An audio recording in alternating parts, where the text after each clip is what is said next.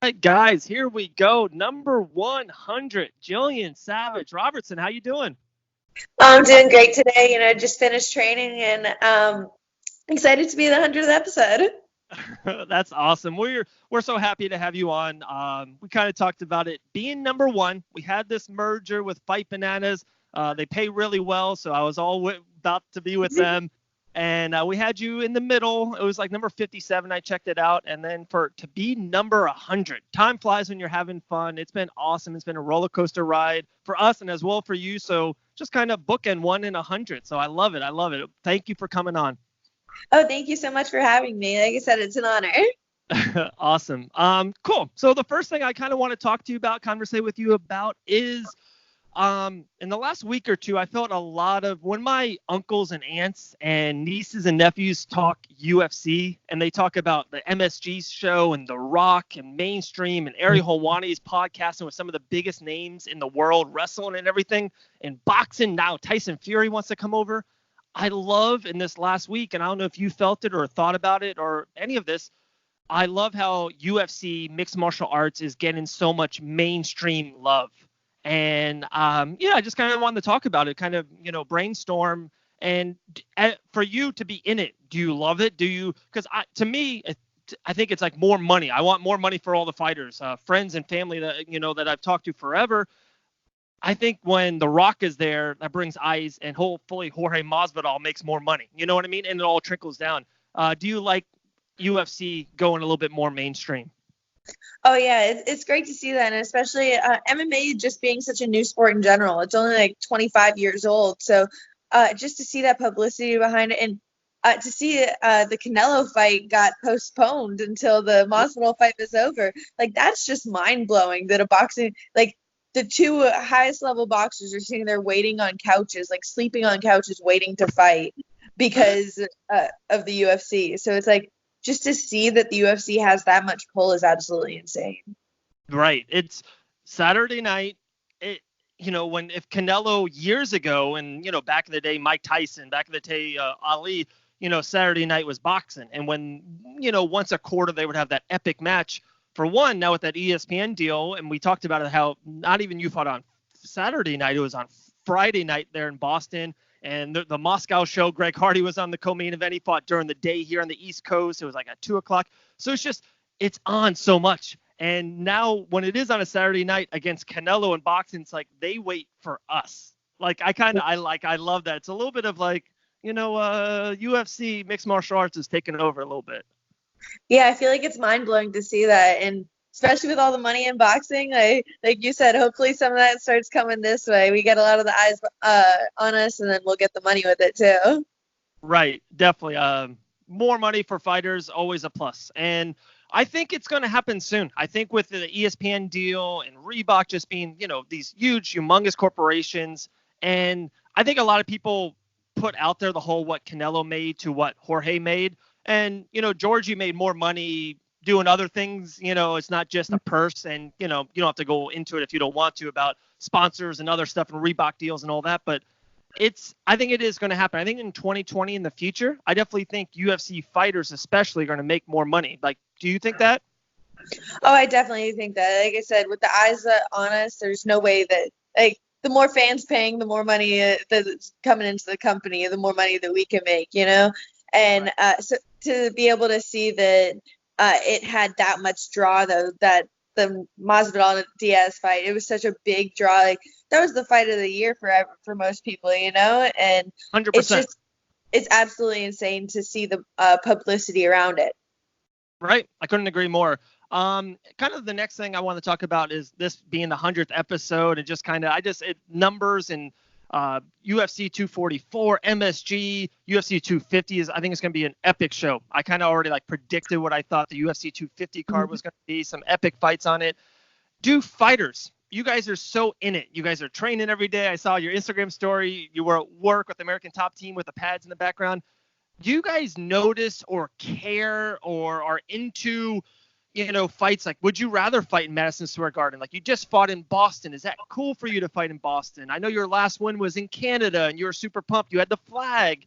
Is it cool to fight on landmark, big number events, or is it Dave, a fight's a fight. I don't care. Like, I just want to get in and win and move on. I think it's just a fight's a fight for me. I don't care. For me, fighting in Boston, the best thing about it was only 3 hours away from my home.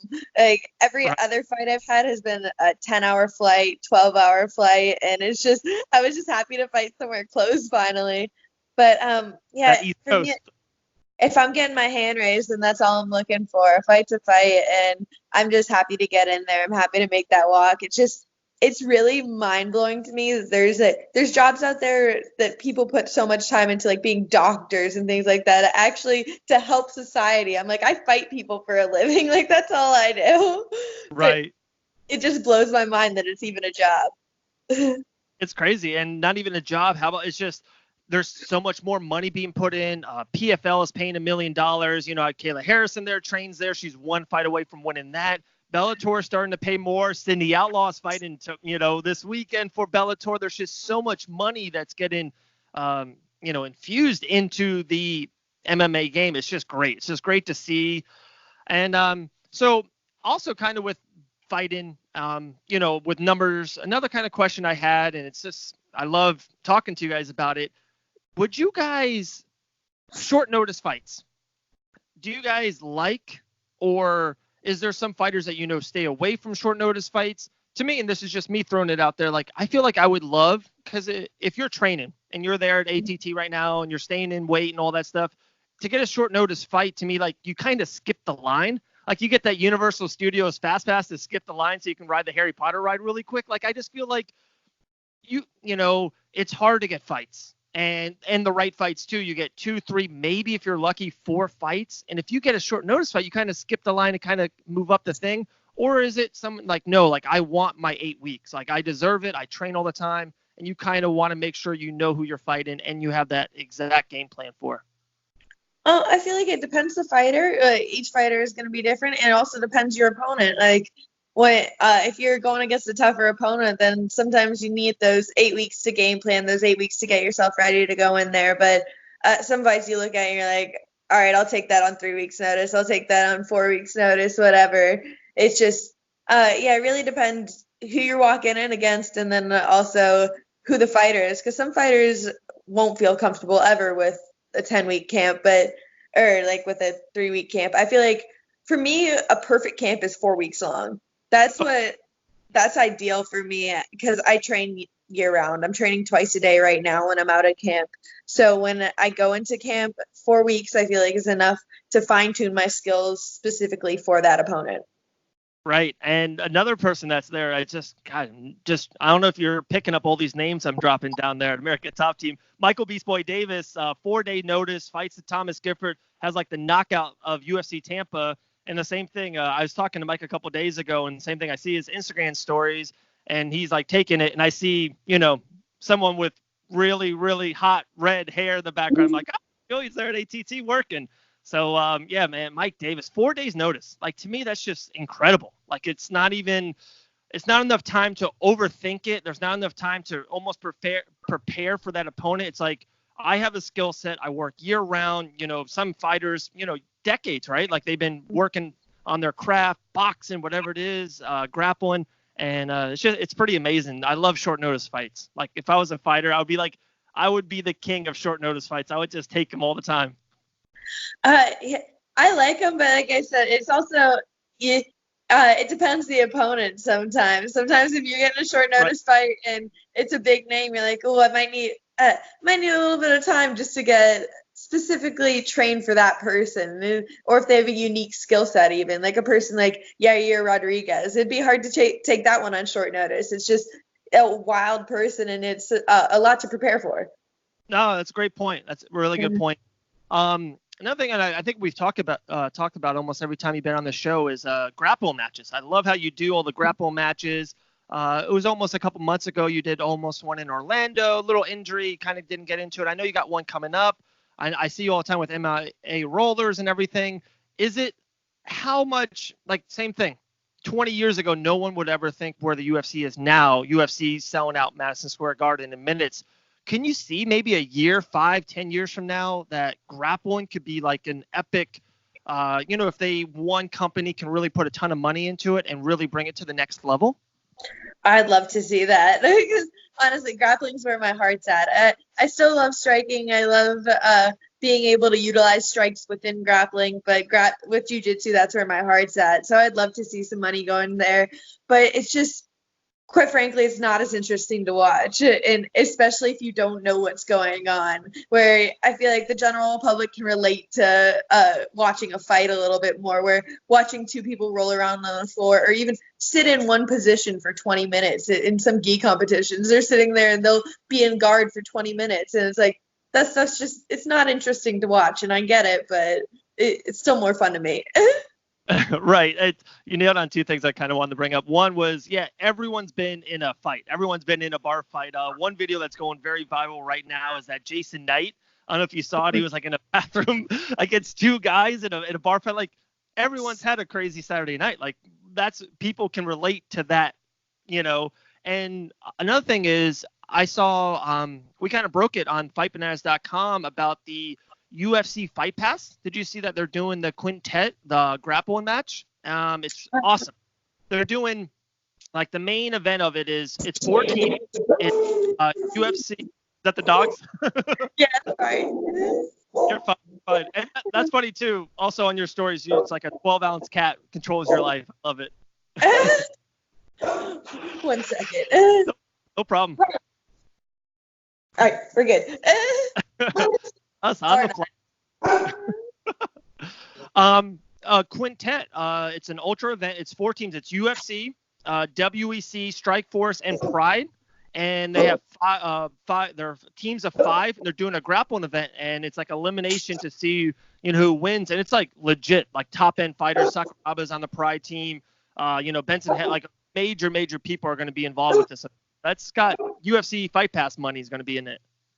Yeah, that's absolutely to even say grappling match on a platform like that on UFC Fight Pass to get that much publicity and a more mainstream platform, I guess. Even though I hate the whole ESPN Plus and UFC Fight Pass thing. I wish. Pick one. Yeah, they gotta pick one. Go all in. Yeah, exactly. I'm like, one of my fights when I fought in Edmonton, Canada, my fight was on UFC Fight Pass, and I'd be telling all my friends that, I'm like, yeah, I'm fighting on Fight Pass, and they're like, oh, I hadn't subscribed to that since the ESPN Plus. It's tough, and like one event, it was the first, like the early prelims was on UFC Fight Pass. Then the regular prelims were on ESPN2, and then the main show was on ESPN Plus. It's like, what are we doing here, Dana? Like, come on, like let's just do all on one. And even like I get the prelims on a platform and then the pay-per-view. I totally get that. But if you're going to do an ESPN Plus show, or if you're going to do an ESPN2 show, like all the cards should be on it. Like I think like they should all be together, so it's easier for fans and friends to watch. Yeah, exactly. Especially, I feel like just having so many different platforms you have to pay for. Like, you have to pay for Fight Pass specifically. You have to pay for ESPN Plus specifically. And it's just, it makes it so the general less easier accessible to the general public. 100%. Like, on my monthly bill, it's like the UFC Fight Pass, ESPN Plus. I got Disney Plus now that I'm paying for, Netflix too. It's like, and then I pay for cable. I'm one of those suckers that still pays for cable. I don't know. It's like 2020, Dave. Come on. Also, okay, so a big kind of broad thing I definitely want to talk to you about, and I think you're probably a great person to talk to about, is CBD, this infusion in the game, especially in the mixed martial arts world. It's taken over everywhere. It's at corner stores. It's on almost every mainstream, right? And I see you guys putting ads all the time for Creating Better Days, CBD. And, how did you get connected with it? Can you talk to us about, talk to mainstream people about what it does for you and your body? Where can you see it going forward? And, is this a craze, or is this, no, in 2030, CBD is going to be literally at 7-Elevens and just anywhere else in the world? No, I honestly, I'm 100% behind the CBD. It is, I feel like it is a little bit of a craze right now, but I believe in it. I feel like that there's nothing, like when I take it, I definitely feel a difference. I feel like my body feels different. I'm dealing with a lot of injuries right now. just being in 2 fight camps in a row. I fought Sarah Fota, then I fought Macy Barber back to back, where I had 2 days in between fight camps, and they were both 10-week camps for me. So it was like 10 weeks of pushing myself, pushing the pace, really killing myself. So right now my body's pretty broken down. So I have a tendonitis in my rotator cuff. My knee's messed up right now. I popped it a couple months back, like you were saying, with the grappling competition, and so that's still messing with me a little bit right now.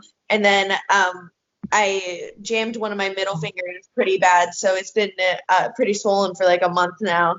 And I can honestly say that CBD has helped me push through, like be able to train right now, because every single morning I wake up and my body is just sore. I'm achy, but there's nothing I'd rather do than train. And being able to take CBD has helped me so much, and it helps me get back to training and feel good there.